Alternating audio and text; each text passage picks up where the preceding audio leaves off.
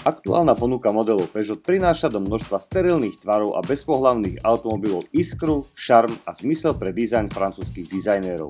Ako sme pochváľovali detaily fastbacku Peugeot 508, tak sme ešte viac obdivovali krivky jeho riťatého dvojčatia modelu 508 SV. A úprimne, kombi verzia nás veru poriadne očarila a do jej kriviek sme sa zalúbili na prvý pohľad. SV verzia je tvarovo viac podarená a dizajnovo dokonalejšia ako v úvodzovkách krátka 508. Pod kapotou sme testovali hybridné pohonné ústrojenstvo s výkonom 225 koní, ktorému mimochodom nechýba dynamika a zároveň spotreba poteší aj šetrnejšieho vodiča. A ako sa nám s Peugeotom 508 SV jazdilo a aké sú naše dojmy z tohto automobilu, vám prezradíme v našom teste. Po krátkom modeli 508 testujeme aj tento dlhý model. Prečo to ukazujem v odzovkách? Je to preto, lebo dĺžka obidvoch modelov je úplne rovnaká. To znamená, že aj napriek tomu, že toto auto je označené ako SV a teda je to kombi, tak jeho dĺžka je rovnaká, ale hlavný rozdiel je v batožnovom priestore.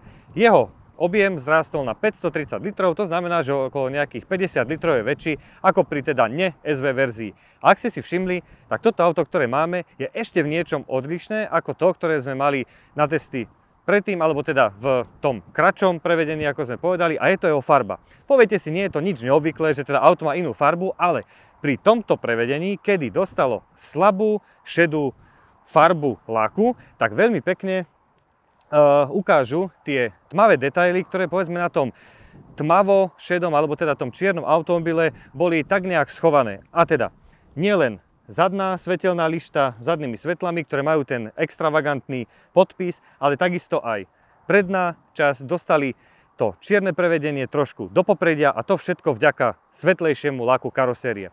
Okrem toho, táto verzia, ktorú máme, tak je GT-lineová, to znamená, že niektoré zmeny sa udiali aj v interiéri, ale pod kapotou stále ostáva tento model, ktorý testujeme ako druhý z dvojice 508, ktoré sme dostali od Peugeotu, tak ostáva tiež hybridné naladenie a teda 1,6 litrový benzíniak plus elektromotor.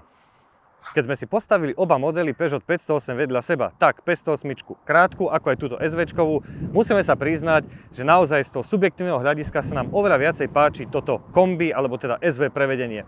Nejakým spôsobom sa nám viac páči, ako je to auto zakončené, že hoci je to kombi, tak má nejaký ten shooting brakeový alebo trošku zvažujúcejší sa ten kufor a tú zadnú časť, a teda nám sa páči viac. Čo sa týka teda tej zmeny, hlavne v kufri, teraz nám to nevychádza, ale za normálne okolnosti sa otvorí na prvý krát, tak teda určite je ten priestor, ktorý je síce len o nejakých 50 litrov väčší, a na druhej strane tým, že máte vlastne skončený ten kufor, alebo teda predĺžený ten kufor, tak viete do neho dať aj nejaké vyššie predmety. Napríklad, keď sme dávali dnuka kočík alebo vajíčko, tak naozaj pochválili sme si tú jeho väčšiu výšku. Čo sa týka potom toho, tej druhej časti, ktorá sa nachádza pod platom, tak takisto ako aj v tom ne-kombi alebo ne-SV prevedení, tak sa tam nachádza nabíjačka a teda to, čo potrebujete pri tejto plug-in hybridnej verzii.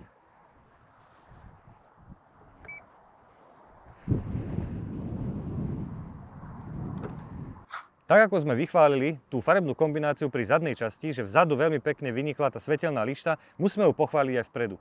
V porovnaní s tou 508, ktorú sme mali teda v tej buď tmavošedej alebo povedzme skoro až čiernej farbe, tak tieto trojrozmerné lamelky prednej masky, alebo teda masky chladiča vôbec nevynikli, pretože každá ich časť bola nalakovaná na čierno, čierna bola karoséria, tmavé sú vlastne aj svetlá znuka, to znamená, že celá tá predná maska stratila nejaký ten športový charakter a pôsobila jednoliato. Ale pri tejto farebnej kombinácii, kde teda máme svetlý lak karosérie, alebo hociaký iný lak karosérie, ktorý nie je čierny, a máme tiež lakované do laku karosérie aj tieto jednotlivé plôžky tej prednej masky, tak naozaj to vyzerá veľmi pekne, športovo, a určite sa teda táto farebná kombinácia svetlého a tmavého tomuto autu hodí oveľa viacej, ako keď je celé čierne. Ako sme už spomenuli skôr, tak pod kapotou aj tohto modelu Peugeot 508 SV sa nachádza rovnaké pohonné ústrojenstvo, ako sme už testovali v predošlej 508, a teda tej kratšej, ako ju nazývame. Je to teda plug-in hybridné ústrojenstvo, 1.6 štvorvalec benzínový plus elektromotor, a rozhodli sme sa, že nebudeme o tomto aute a o tomto pohone a o tom interiéri robiť ešte jedno separátne video, keďže všetky podstatné informácie môžete vidieť v teste našej 508, ktorú sme mali predtým, a teda nájdete ju určite v popise pod videom, teda link, na ktorý môžete kliknúť, alebo aj na konci videa sa môžete rovno prekliknúť na 508 a pozrieť si podrobnejšie informácie a detaily o tom danom pohone a interiéri a celkovo automobile, ktorý sme mali na testy. Nie SV508, ktorú sme testovali, predtým sme dostali vo výbave Allure, ktorá je teda tá jedna z tých nižších, ale túto 508 SV sme dostali v GT. Čo je v podstate najväčším rozdielom medzi týmito dvomi verziami a čo vidíte voľným okom, tak tá okrem toho vajcatého zadku, tak keď je to SV, tak určite tie zmeny sú badateľné hlavne v interiéri. A teda, ako prvé by sme pochválili určite kožené sedačky, prešívané s masážnymi funkciami, dokonca s pamäťou a takisto elektronicky nastaviteľné, čo je veľký pokrok oproti tej verzii Allure. Druhá vec, za tú cenu, za ktorú toto auto dostaneme, mimochodom je zhruba o 3000 eur drahšie ako verzia Allure, takisto plug-in hybridná, čiže Allurka stojí 47 990 eur, toto stojí 50 590 eur v aktuálnom ceníku, ale za tých 50 000 eur by sme si vedeli predstaviť, že teda okrem vyhrievania dostaneme v týchto sedačkách aj odvetrávanie. Čo však musíme ešte pochváliť, tak určite sú tieto drevené dekory, ktoré vyzerajú veľmi luxusne, veľmi elegantne a pri tejto cenovej kategórii auta sa nám páčia oveľa viacej ako trebárs nejaká tá česká konkurencia, ktorá dostá len na plocho nalakované plasty do nejakého toho dreveného výzoru, čo teda nám sa naozaj nepáčilo, tu je to urobené oveľa krajšie a tiež ešte takým nejakým nositeľom toho odkazu tej GT liney alebo tej GT-čkovej verzie, tak určite aj tento nápis na zrezanom volante a teda to, že máte auto z verzie GT, budete vedieť hneď podľa tejto plakety, ktorá sa nachádza na spodku. Inak sú interiéry v podstate rovnaké, ovládacie prvky sú nezmenené, takisto ani volič, prevodovka automatická, čiže toto sú tie najbadateľnejšie znaky rozdielov medzi verziami Allure a GT, ktorú máme teraz v tejto 508 SV. A ako hodnotíme hybridný Peugeot 508 SV my? S hybridným motorom v modeli Peugeot 508 SV sme sa už zoznámili vďaka nekombi verzii 508, avšak bola to jeho slabšia verzia s výkonom 180 koní. Testovaný 508 SV dostal silnejšiu 225 koňovú variantu pohonu. 1,6 litrový štvorvalec v kombinácii s elektromotorom poskytuje slušný a dostatočný výkon autu vo všetkých podmienkach. Šetrných vodičov poteší aj spotreba, ktorá sa po skončení nášho testu ustálila na hodnote 6,7 litra na 100 km. Rovnako ako sme hodnotili hybridnú sústavu pri krátkej 508, tak ju hodnotíme aj teraz. Na elektrinu prejdete len zhruba 40 km a baterka sa rýchlo vybije. Spaľovák v meste stíha dobíjať a žerie naozaj skoro nič. Diaľnica si po vybití baterky zapýta viac, no stále akceptovateľné množstvo paliva. Dynamika nie je superšportová, no na pokojnú a bezpečnú jazdu postačí. Interiér je bedmobilovský a vďaka výbave GT je luxusnejší, vďaka čomu nechýbajú kožené čalúnenia, drevené dekory či elektronicky nastaviteľné masážne športové sedadlá. Na aute asi najviac poteší veľký kufor, ktorý v základe poskytne objem 530 litrov a po sklopení zadných sedadiel až 1780 litrov. Aj keby sa mohlo zdať, že SV verzia je väčšia, tak tomu tak nie je.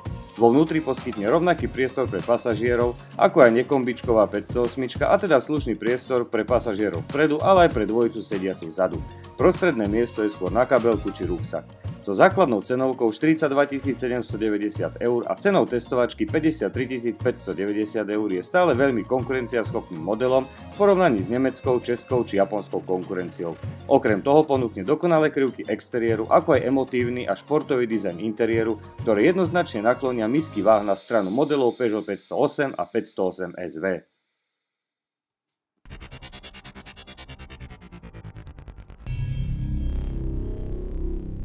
Testujeme zrýchlenie Peugeotu 508 kombi 1.6 hybrid, máme 20 stupňov, sedíme tu 2 dokopy 165 kg.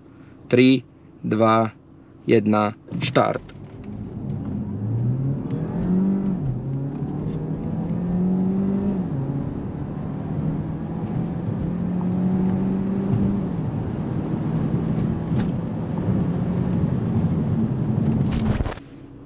Testujeme zrýchlenie Peugeotu 508 kombi 1.6 hybridu, máme 21 stupňov, sedíme tu 2 165 kg, máme šport mód a ideme na to. Troška nafúka vietor. 3, 2, 1, štart.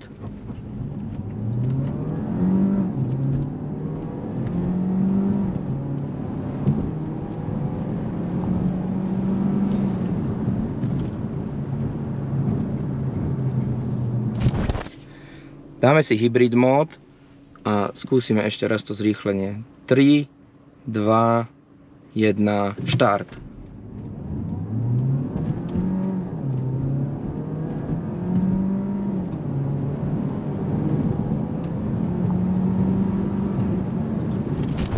Tentokrát si dáme ešte hybrid mód, teda nie hybrid mód, ale elektromód. A uvidíme, že či sa nejak zmení to zrýchlenie. 3, 2, 1, štart.